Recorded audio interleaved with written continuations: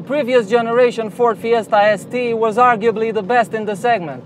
And now there's a new one that promises to be even better. It also features plenty of new technologies that are aimed at making this car the best Fiesta ST ever. I'm very curious to learn if that's the case, as I'm driving it now for the first time on these stunning roads in the south of France.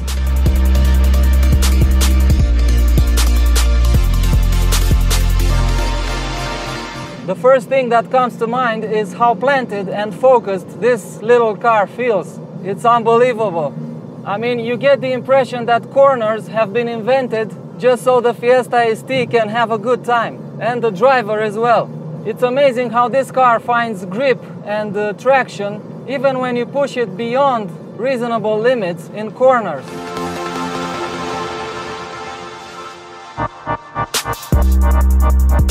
Styling-wise, the new Fiesta ST doesn't look that different from lesser Fiestas, particularly ST line models. The unique alloy wheels and beefier body kit are nice touches, but they don't make the ST stand out that much. The same goes for the interior. The hard plastics covering the door panels and the lower half of the cabin are a bit of a letdown, but the standard Recaro front seats, flat-bottomed steering wheel, and pedals with aluminum pads save the day. Standard features also include the Sync 3 infotainment system with a 6.5-inch touchscreen, cruise control with speed limiter, manual air conditioning, drive mode selector, hill start assist, and lane assistant. A lot of credit for this car's amazing handling characteristics goes to the mechanical limited slip differential, which is a first on the Fiesta ST and an optional feature that this car has. What is great about it is that this system redistributes torque in corners to the wheel that has the most traction. Besides the mechanical limited slip differential, this car also features a standard torque vectoring system which works brilliantly with the LSD. And that's because the torque vectoring system applies braking when it encounters wheel slip in corners. So I guess this mechanical LSD and the torque vectoring system are a match made in heaven, really, because you won't believe how stable the car remains in corners. Even when you think you've overdone it, the systems are there to save you and to make you believe you're some great driver. The 6-speed manual transmission is precise, it has a short throw, and it's what you want from a small hot hatch like this one. I mean, if there's a type of customer who wants to change gears by himself or by herself, it's the hot hatch customer. The new Fiesta ST has another trick up its sleeves when it comes to handling and cornering ability, and that is a new type of spring that Ford calls force vectoring spring. This is a banana-shaped spring that applies force vectoring in corners so that the car remains stable at all times. It's an interesting feature that Ford performance engineers have devised, and while I can't tell you how exactly it works, I'm glad they did it. This thing feels like it's on rails. Now, I'm pretty sure you want to know what this engine feels like to drive, given that this is the first Fiesta ST ever to feature a 3-cylinder engine.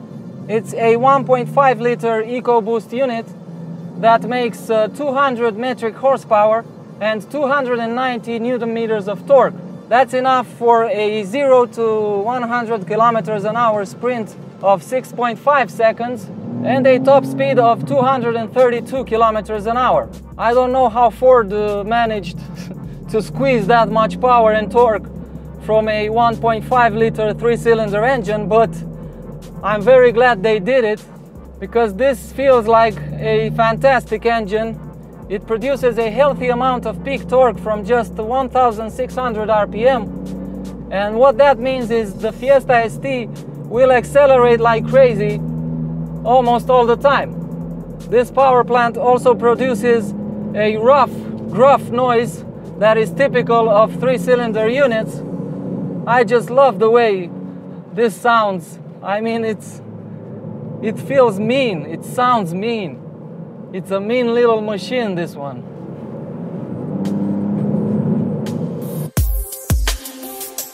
Surprisingly, for a 3-cylinder engine, this one features a cylinder deactivation system which switches off one cylinder. Honestly, I didn't manage to detect when that cylinder deactivation thing happens, because it happens very smoothly. So the cylinder deactivation system is obviously aimed at reducing fuel consumption.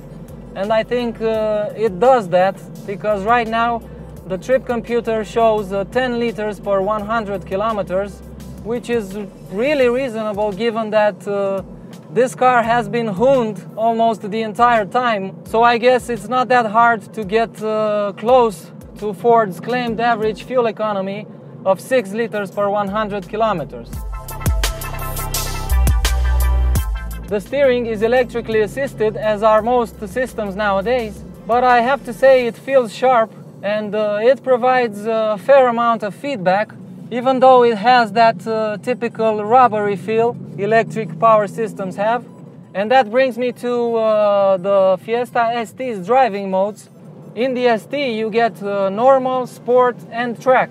Right now I'm in sport mode, and that means the steering sharpens up a little bit, the throttle response is more immediate, and the electronic stability control takes a step back to allow you to enjoy the car a little more. This Fiesta ST is also the first one to feature a launch control mode. If you switch to track mode, which Ford recommends you to use only on the circuit, the car will activate its most hardcore persona, meaning everything will be set up for track performance, including a totally switched off traction control system and the electronic stability control system in a wide slip mode. And obviously in track mode you get to hear the 3-pots soundtrack at its best.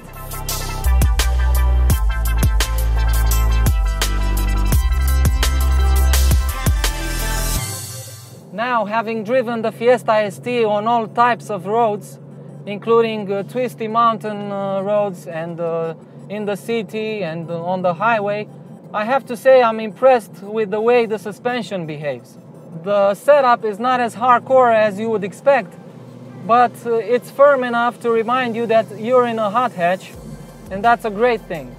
I can totally see people driving this car as an everyday car.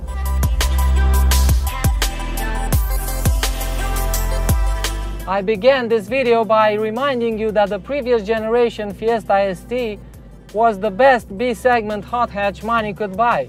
And now, I'm glad to say that this new one is a worthy successor to that car. It's fantastic to drive, it's fun, it's agile, it's everything you want from a hot hatch.